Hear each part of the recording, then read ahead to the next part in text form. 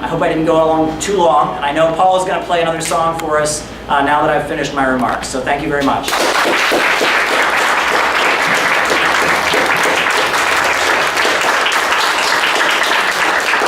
As Caleb mentioned, we will have another musical performance by Paul.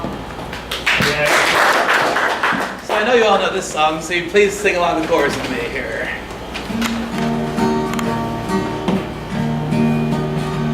My name is Paul Cranker, and I'm a jolly banker.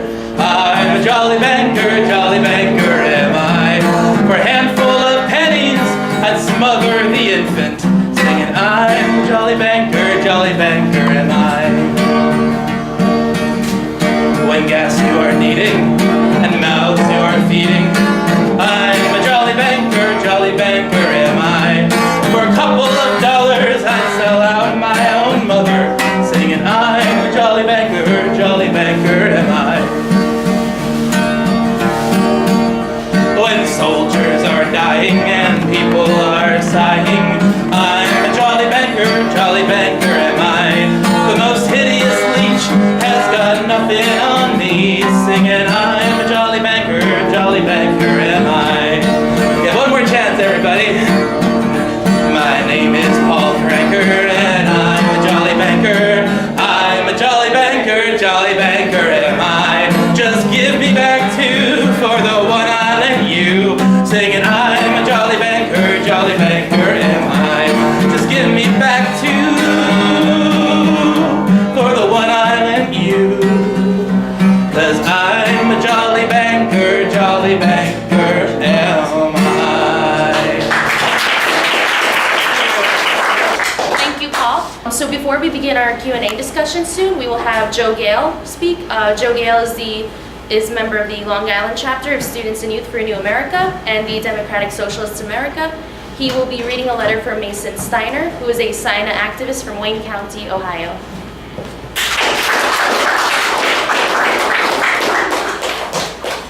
Dear comrades, friends, and all allied people of SYNA, I am Mason Steiner, and I write to you all the way from the great Midwestern state of Ohio. In this letter, I could write of our beautiful rolling fields and sprawling metropolises. However, it is with a heavy heart I have come as a harbinger of tragedy. For behind Ohio's beautiful dawning fields, hidden from the glowing LED-lit skylines, a plague has besieged my great state, a plague that strangles my fellow statesmen to death. This plague is not the Black Death, nor a supervirus, for it is the opiate epidemic. According to my local paper, the Daily Record, there has been a 20% increase of overdoses across the state of Ohio since 2016. To much dismay and agony, there seems to be no light in this dark chasm that Ohio has found itself in. In the streets of Worcester, Ohio, the heart of Wayne County, it is common that when the sun goes down, there in our darkened alleyways, the sight of the impoverished person shooting dope becomes common. Their track-marked arms reach out in a time of need. The decrying shuns of society condemns the pusher to a hopeless sense of purgatory. They, the populace of my state, do not see the problem as not just dope. They do not understand it as the system that enables it. For we exist in a system that can feed the world 4 times over, yet the aforementioned system, little Nick called capitalism, has members of American society choosing between feeding their families and sheltering their families with little to no in between. It is within the hellish machination that the very soul of man is submitted to untold thraldom and sadism. With choices and chances slim, Ohioans search for a way out. They search for an escape. They turn to dope.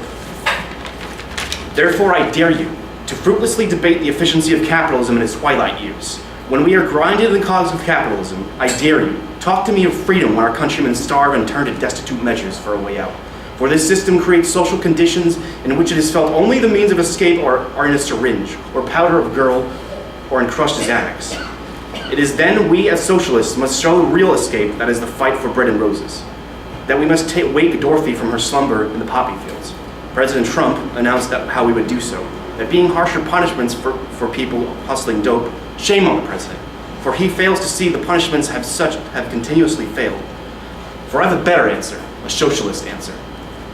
Make it so we all pull for ourselves and others for the better. In essence, all food, shelter, security, and jobs must be made an inalienable right.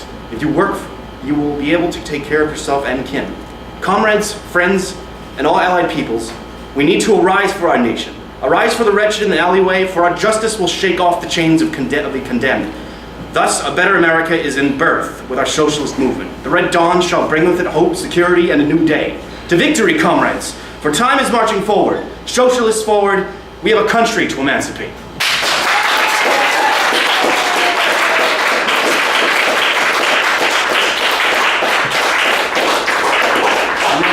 And then it says, sincerely, Mason Steiner. He wrote a Latin phrase here I'll attempt to say out loud. Nihil illumini e me alienum puto, or something like that. And it translates to nothing human is alien to me. Thank you. We will now begin the Q&A discussion. The speakers will not reply directly to each comment or question, but will make remarks at the end. Thank you for organizing this event. I was very moved in particular by the discussion of the opioid crisis. My thought would be that I want to introduce you briefly to a petition that is being circulated by the Schiller Institute, which I think is essential, deals with an essential issue that underlies everything discussed here, which is the global financial oligarchy which profits on the drug trade, which organized the drug trade going back, as Maddie indicated, to the opium wars in China. And what we're proposing is that now is a time for the US, Russia, China, and India, and other nations to form a core of nations who will work together to form new agreements for an international financial system. A new Bretton Woods conference on an emergency basis to address the collapse in the global financial system, which is ongoing and will burst onto the scene, I think, very soon.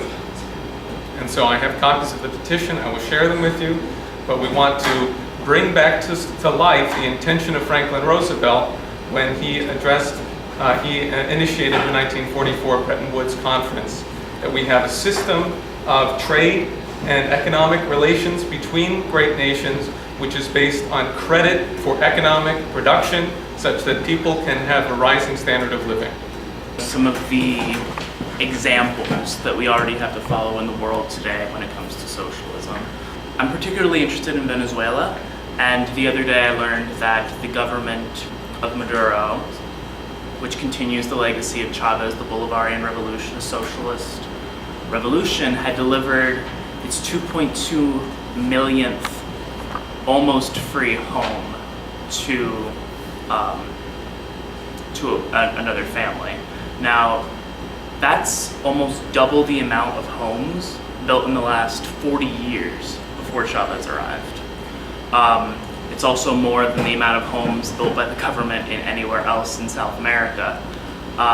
So I wanted to highlight that just to show, for instance, what is possible under socialism. When you put people before profit and you put the planet before profit.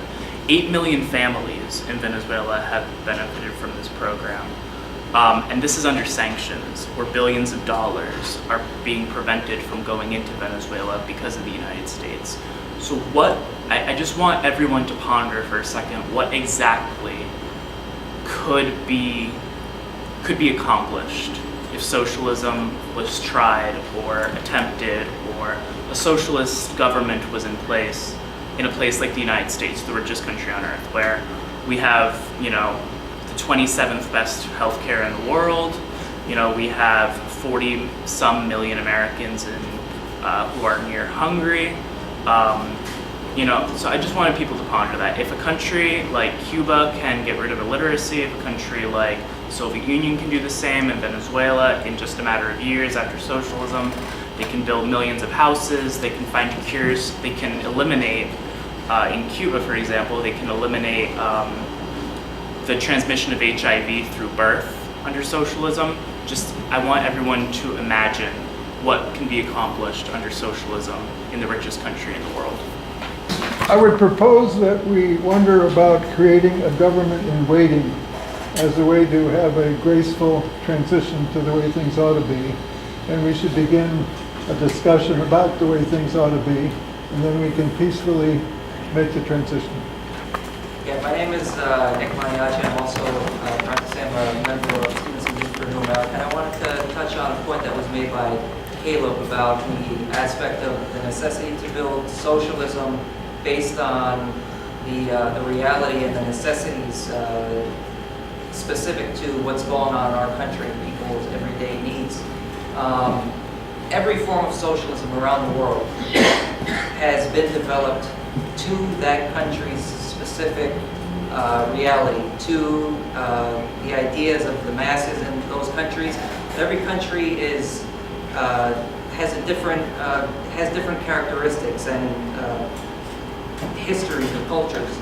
So I think it's really important that we understand that socialism in this country, while we point to and we spread the truth about the reality of the socialist countries around the world, whether it's Cuba or Venezuela or Korea or Iraq or Soviet Union or any of these socialist countries, we tell the truth about the great achievements of what these socialist countries have achieved for their people. But at the same time, we know that the socialism that we're going to build in our country is going to be of a specific nature to the characteristics of this country. Yeah. The thing is, though, a lot of other people on the left, unfortunately, when you say that we're going to build socialism based on this country's characteristics, they attack you for this. They say that this is nationalism or some kind of jingoism. But it's very clear we're against imperialism, we're against jingoism, we're against racism, we're against all these forms of oppression. I think a lot of people that don't realize that we need to build a socialism based on America's characteristics, a socialist America, don't realize that the planet, we were really running out of time. You know, the United States empire is pushing towards war really fast. They're pushing against China, they're pushing against Russia, on Russia's borders. The other day there was an incident in the South China Sea where there was a confrontation between a Chinese ship that chased out an intruding American ship. So things are really heating up. The trade war, all this stuff, things are heating up fast. There's a real drive towards imperialist war. We need to, as socialists, really in a responsible way, we need to take our responsibility seriously and understand that we need to win over the American people and not have some sort of idealist vision of, we need to look at the reality of what's going on in the world today and fight to build a socialist country in whatever way possible to stop this drive towards war which can destroy the planet. Do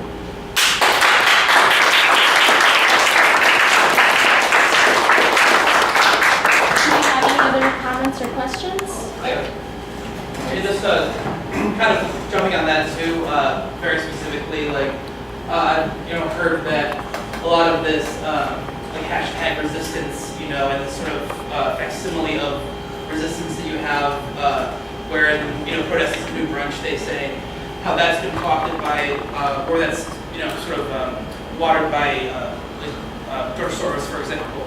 Like, how do we not even distinguish, but rescue that kind of protest impulse from forces that really don't want any fundamental change at all?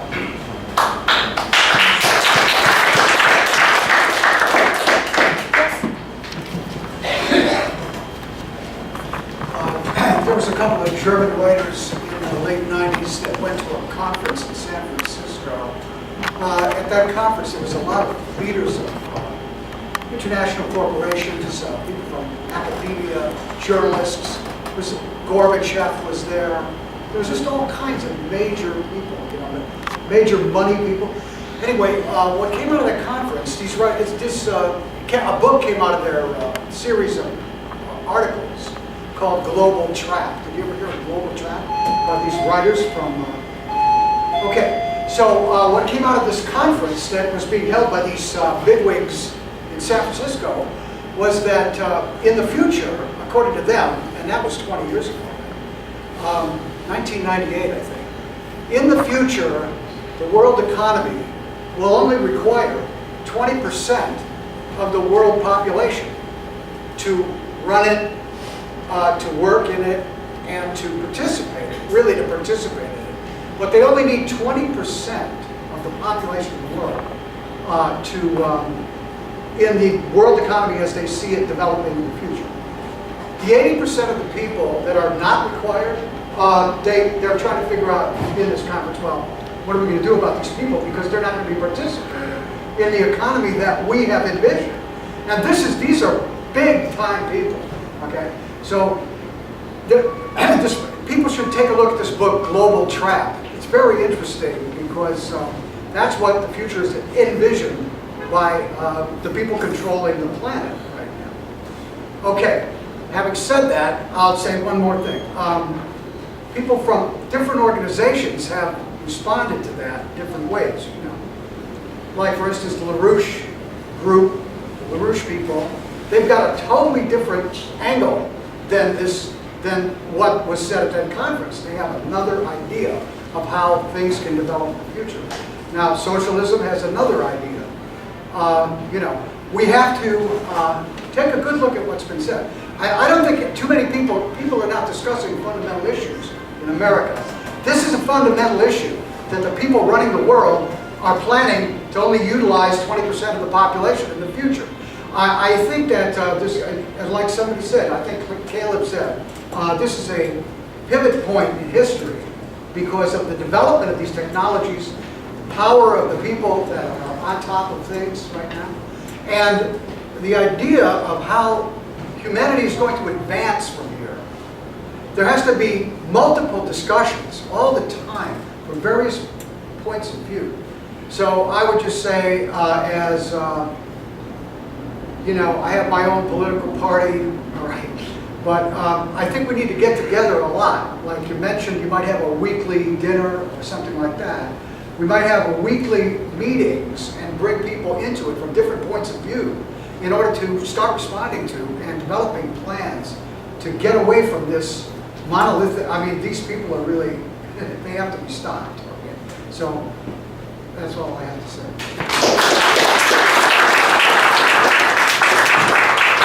Other questions? Comments? Maybe a proposal. My name is Sane, and I've been in the United States more than 30 years, and despite that, I can say that I see no reason why one should limit oneself to any nation state and look at problems, especially so-called social problems, within the confines of a nation state, despite what has been said about cultures, etc. I knew before I came here that there was more than one culture in this country, and no one is in a position to say it is X many, not even 2, not 3, 4, 5, whatever. And for many socialists, it's important to, or self-described socialists, it's important to remember that many of the ideas that are utilized in socialism preceded Marx by centuries and sometimes by more than 1,000 years. Many religious groups practice some kind of communism, let's say. But anyway, my point is, I don't agree with many of the things that you said, but that's fine. I do agree that in many new countries, poorer countries, certain things had been done far better than they had been done in the United States. And medicine in Cuba is a great example of that. I say this as no great admirer of the whole thing about Cuba, but whatever. It's also true that in many countries, now this is the opposite of that, people would be tortured for trying to say things that you said here. So in the interest of maybe sharing what we have, I suggest that I can be a part of any kind of traffic between this country and poorer or less privileged countries in terms of education and stuff. Now here also, in many socialist countries, women had a higher percentage of education even than the United States. You know, this has been achieved, and it can be achieved in many other countries that would refuse to be socialist. And if we can do anything toward that, that's fine.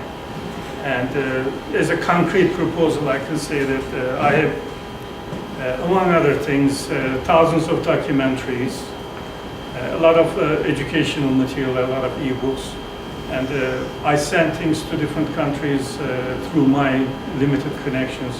But I don't mind working with people who want to increase this kind of electronic wealth. This is not what the world needs the most urgently. People need clean water to drink, but that I can't provide. What I can provide is this maybe symbolic gesture, whatever. And I'm willing to work with anybody. I do work with Christians, I do work with Muslims, Jews, atheists, socialists, and I don't mind working with, LaRouche people or whatever. It's fine. We don't have to agree on a lot of things, but I think we can see that more people need access to educational material. And this is not to say that the educational material that exists is perfect and it's mature. No, but whatever it is, it can be shared, duplicated, etc. And toward that, I say I can give anybody here and elsewhere 35 for 1, let's say, in terms of documentaries, or it could be certain movies that have certain meaningful messages, etc. So 35 to 1, if you're up to that, fine. For some other things, it can be a better deal. That can be 100 to 1. But all of these things can be duplicated and sent to different countries through whatever connections you can make. I was able to make some connections, but not enough.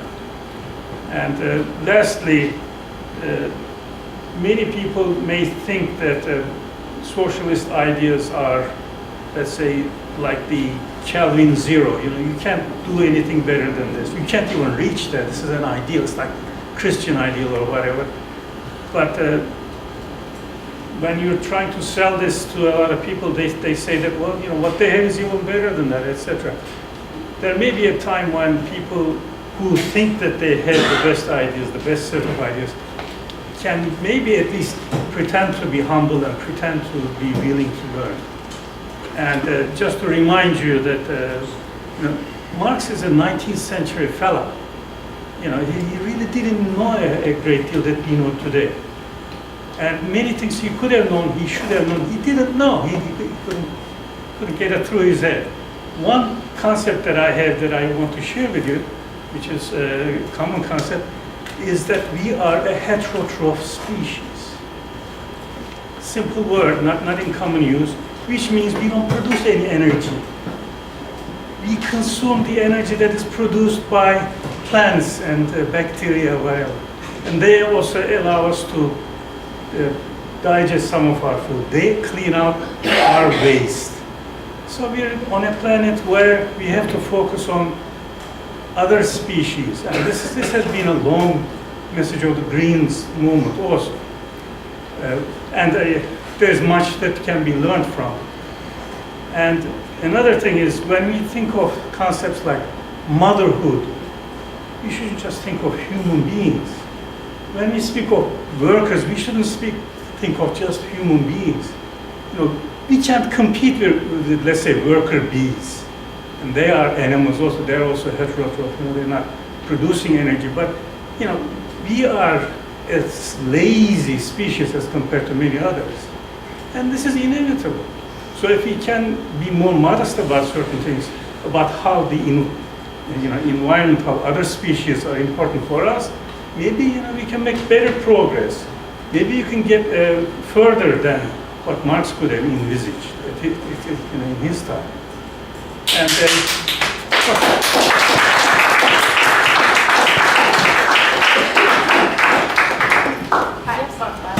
Rachel Brown and Robert LaRouche also. I just want to put on the record the personality of Alexander Hamilton. I think that there would be no thorough discussion of economics of any sort, of a system of economy, without looking at the unique character of Alexander Hamilton and why it was that the United States succeeded against the largest empire on the planet, which was the British Empire. Sure, we had defeated them militarily, but like every other colony, how did we succeed to become the most powerful economy in the world? That was through the policies of Alexander Hamilton. And if you look at his writings, which I honestly think everybody in this room, or anyone who's concerned about the issue of an economic system that's just and looking out for the interests, the well-being of everybody, the poor, and getting the personal development of every person, well, that was Hamilton's intention. And when when his policies were implemented, such as the National Bank, it functioned, it worked, and the living standard was increasing. So I just think that ignoring that reality of history, of how the United States defeated the British Empire, how that took place, what leaves an inaccuracy in any discussion that proceeds from there on. So, yeah, I just want to put that. And then also the question of the British, I will put it out there, but the same forces which are attacking President Trump are the British forces. This comes from Christopher Steele, the MI6, Sir Richard Dearlove, the guy who started the Iraq War with fake intelligence, deployed Christopher Steele against President Trump, and now we see those same forces going for war. So I'm not saying I agree with absolutely everything Trump is doing. The intention of the coup is to put the United States into war. So as you start.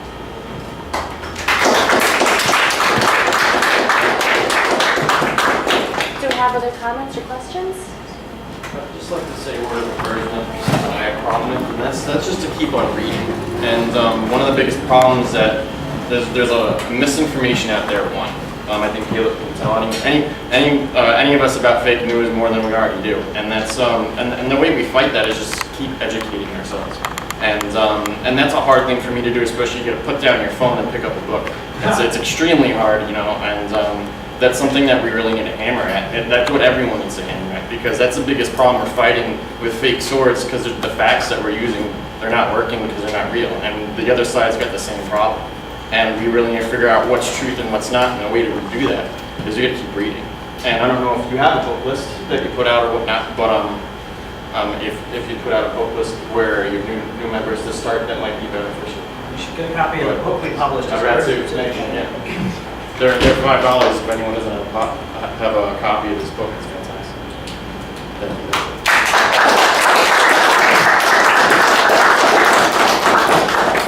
Do we have other comments, questions? If not, we'll have some closing comments from our speakers now. Samuel, Okay, great. Encouragement that if you ever feel discouraged by American culture as a socialist or socialist-leaning person in American culture, just realize that there's a whole world out there, and that I also was touched by what Caleb said about traveling to Iran. I've also traveled twice now to the Islamic Republic of Iran, and I feel like my lifetime of activism is finally paying off, not in American culture, but internationally. There's like a level of appreciation for somebody that can use the language of spirituality and religion as a revolutionary and connect with other people who are struggling against US imperialism and Zionism. I didn't touch on this enough, I don't think, in my comments, but if I had all the time in the world, I would talk more about Islamophobia and the way that I really feel that spirituality and some of the other stuff that I talked about really applies to the real materialist politics in our world today, is to talk about the impending wars that John Bolton and the Trump White House are planning against Iran.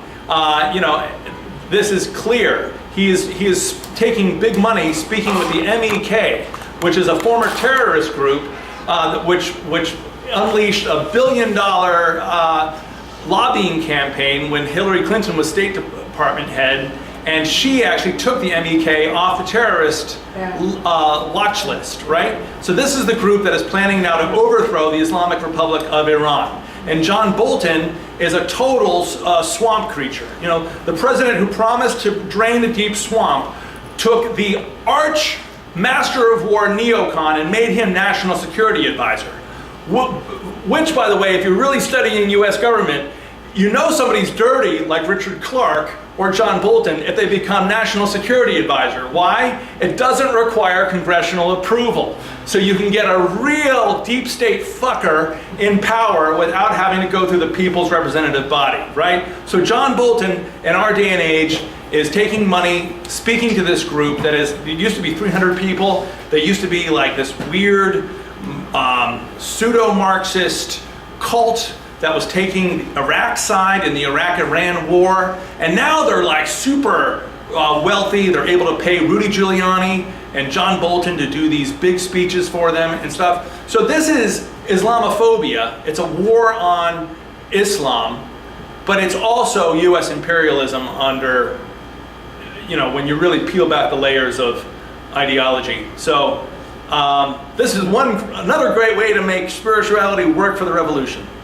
And so I thought I would say that. But I was also very touched about the interesting numbers about the opioid crisis and the Afghan. Did you say 95% of all opioids are consumed in the USA? That's an amazing statistic. I just want to just hammer that home if you missed that maybe.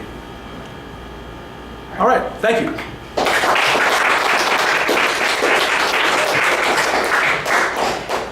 You know, I want to thank Rachel for raising Alexander Hamilton, because I will be the first to admit I know very, very little about Alexander Hamilton.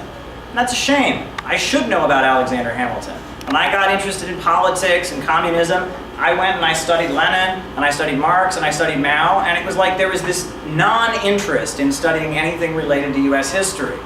And when I went to the World Festival of Youth and Students in 2013 and interacted with communists from around the world who were leading organizations with thousands of people that had seats in Congress, I realized they had a very different approach to politics. That for them, communism was about trying to make their country better. It was about trying to lead their people. It wasn't, you know, leftism in the USA has too much become kind of a bohemian protest against society, right? It's, you know people become communists because they just don't fit in with the world, and they're looking for the enemy, and they want to take a stand against the society they don't fit in with. That's not real politics. I wanted to say that. The other thing I wanted to mention, and you raised it, and it's important to say, human rights is based on a level of economic development.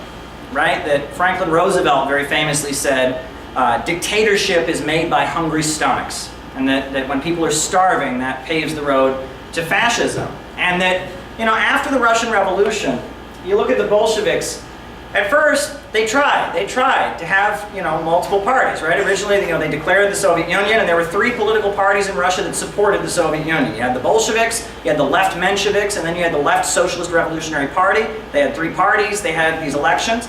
But then, pretty soon, everyone who really supported them joined the Bolsheviks, and the Bolsheviks joined by huge numbers. And then a member of the left Menshevik Party shot Lenin, and then I believe it was the left Socialist Revolutionary Party shot Lenin, and then they're being surrounded and they're being invaded by all these different countries. And pretty soon, they outlawed these 2 other political parties. And then the debating kept going, and then they outlawed factions even within their own party, right? Millions of people were dying, they were being invaded, and they wanted to be some kind of egalitarian, democratic society, but when they were being surrounded and blockaded and barricaded, they were forced in those kind of situations to tighten up. And that in developing countries, and countries that are under attack, they don't always have the luxury of being as democratic and open as we would like. And that democracy and freedom is based on a level of development. No one in the world was talking about human rights until the 1400s. And that's not because people were just evil till then. It was because we hadn't developed the level of economic development that could give birth to that level of human rights. And right now we're seeing, as capitalism goes into a period of decline, we're seeing our human rights here in the richest country in the world start to fade away. Right? There's a rise of a police state. The NSA is listening to our phones. There's indefinite detention. You can go down the line. As the economy gets worse and the level of development goes down, there's lead in our drinking water and a gap between the rich and poor, our freedoms start to disappear. That freedom is based on material abundance, and you can't separate the two. And that point needs to be made. And I'm very excited that Students and Youth for a New America is having these classes. Because the idea is, I know like Dakota is going to give the first one about Venezuela. I know there's going to be another one, given by somebody about Pakistan and the experience of the Bhutto government. I know Joe wanted to give one on economic development. I know Nick is going to give one on the history of Ba'athist Arab socialism. And I think that should just be the beginning. I think we ought to study anarchism. I think we ought to study Trotskyism. I think we ought to study social democracy. I think we ought to study all these ideas of people that have tried to change the world. And we should blindly follow none of them, but learn from all of them, right? I'm tired of, everyone, whenever they ask me about Students and Youth for America, they're like, where did you come from? Right? They want to know the family tree. They're like, oh, okay, are you a split from the SWP or the RCP or the QWH or the XYZ or the League for the Fourth International Tendency of the Party of the, this is death. this is death. I mean, this is why the left is reduced to, is reduced to obscurity. I want people to say, Students and Youth for New America is a group of young people who maybe they don't agree on everything, but they realize that socialism is the way out of this crisis. And I want to have different discussions and different views, but I want us to start doing it on a regular basis. And I want other people leading the discussions in classes. There's all this propaganda about Venezuela, and they have had problems in the last 2-3 years. I mean, there have been difficulties there since the oil price dropped dramatically in 2014. But right now, Argentina just joined the IMF. And what has been the result? It's been their currency going bankrupt. The country's wrecked. No one talks about that. Brazil, they had a socialist president, Dilma Rousseff. She was removed from office. They've had Michel Temer running the country, practicing austerity, privatizing things, and now the country's in a political crisis, and they're on their way to the polls. And the majority of the people in the country want to vote for Lula da Silva, the Workers' Party socialist, but they can't because he's in jail. And so the guy who's about to win is a right-wing extremist populist. And interestingly, you can go all over the world. Honduras. They had a socialist president in 2009, Manuel Zelaya, overthrown by Barack Obama and Hillary Clinton. Now things in Honduras are so bad, they actually have one of the highest murder rates in the entire world. But no one ever says, oh, that's because of capitalism, right? But all of Venezuela's problems are supposed to be because of socialism. Meanwhile, I have been to Venezuela. And, until 2014, there was a very significant rate of growth there. And I'll tell you, I walked through neighborhoods in Venezuela where they pointed, to every house in the neighborhood. And they said, every house here was built with an interest-free loan from the government, right? And before that, people lived in shacks without running water and electricity.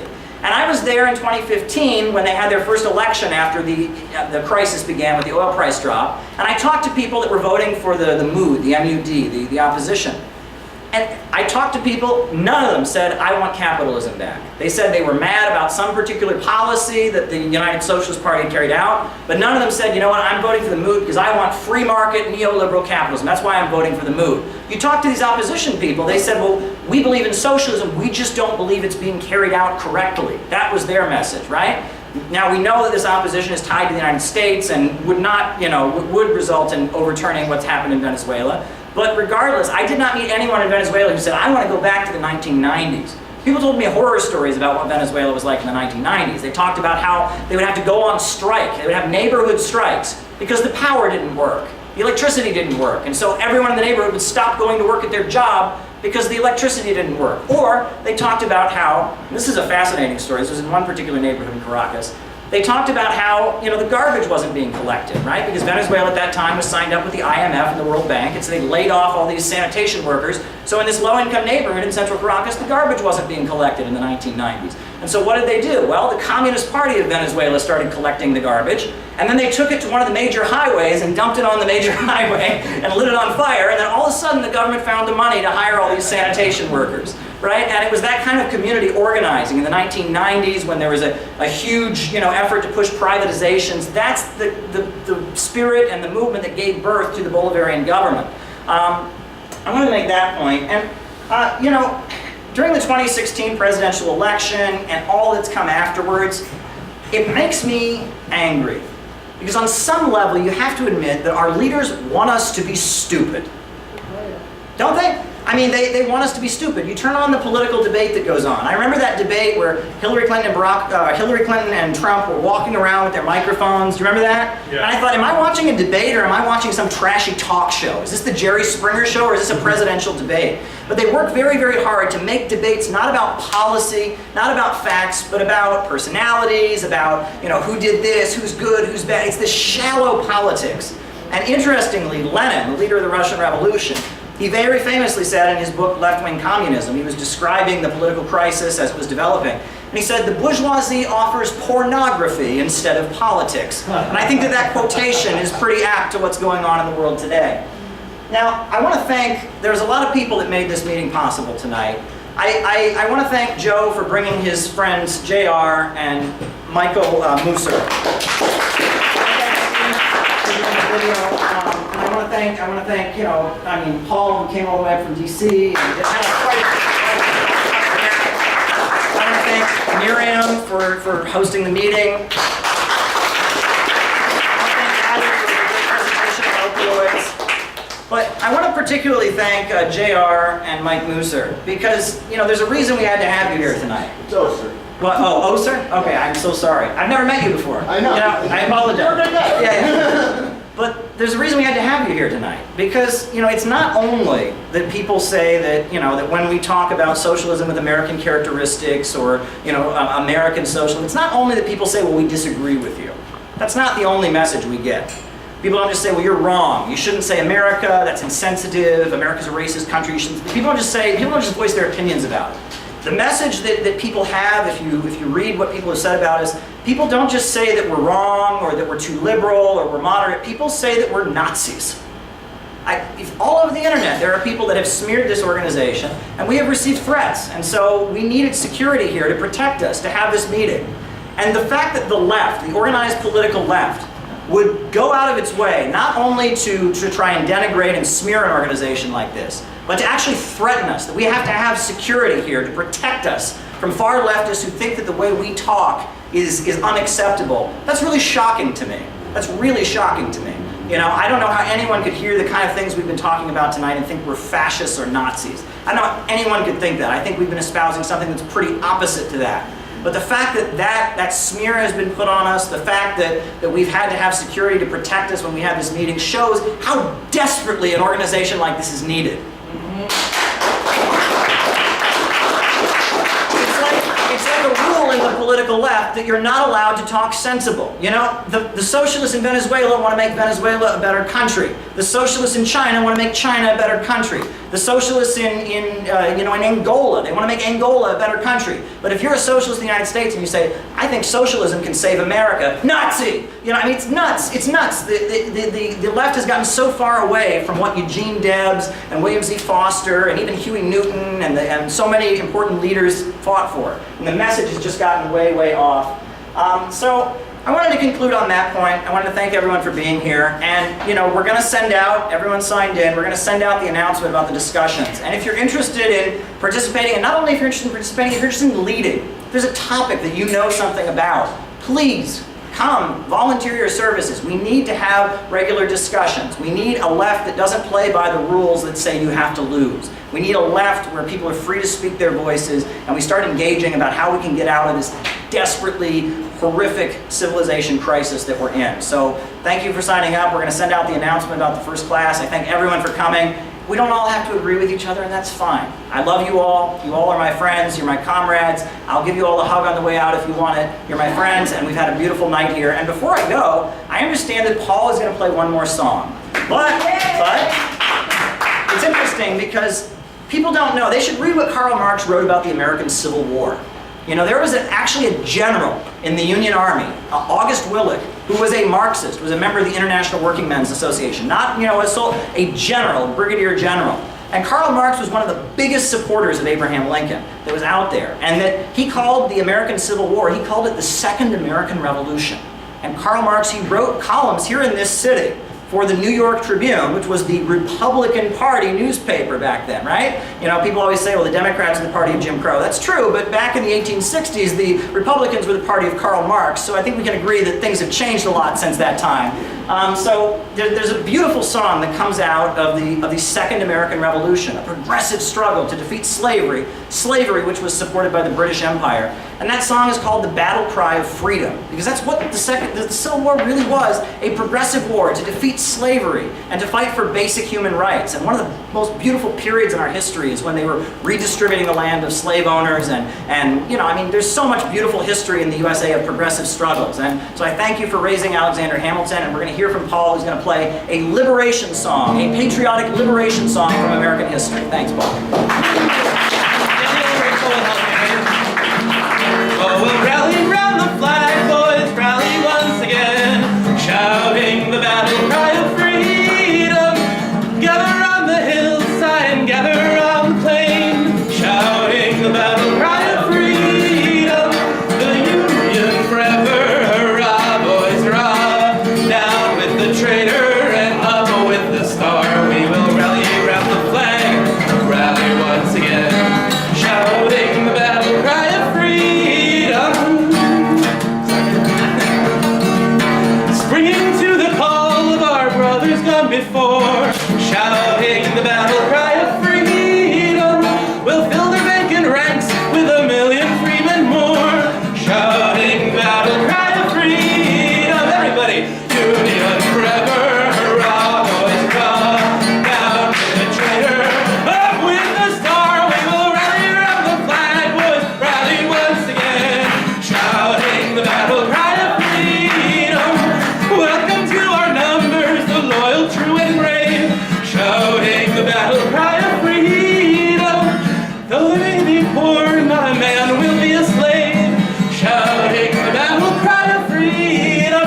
time.